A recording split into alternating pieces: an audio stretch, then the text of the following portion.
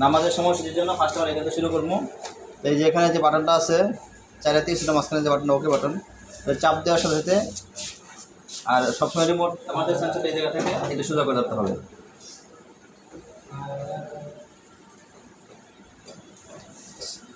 এখন যে লাফালাফি শুরু করছে, এখন আমি এখান থেকে সংখ্যা দেবো, যে সংখ্যা দেবো ওই সংখ্যাটা আসবে। আমি 5 দিলাম, 5 আসলো, পরের সংখ্যা চলে গেল। এখন আমি 2 দিলাম, 2 এসে বললো, পরে 0 বা যা দেবো ওই সংখ্যাটা আসবে। এবার স্টেপ বাই স্টেপ পরের সংখ্যা চলে যাবে, আমি যা দেবো তাই আসবে। এই হচ্ছে সিস্টেমটা।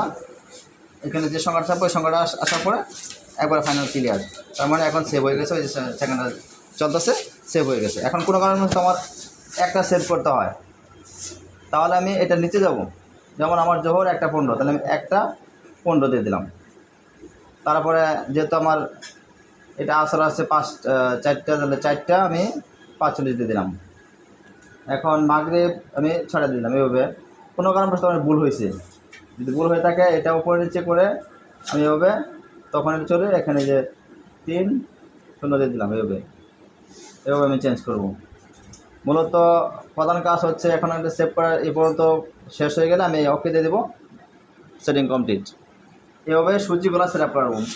কোনো কারণবশত সূচি যদি সেভ না থাকে, কারণ চলে আসলে আমার আগেরটা চলে আসে, সেক্ষেত্রে আমার শুরু থেকে শেষ পর্যন্ত, মানে এইখান থেকে শুরু করে লাস্ট পর্যন্ত সেট আপ করলেই সেভ হয়ে যাবে।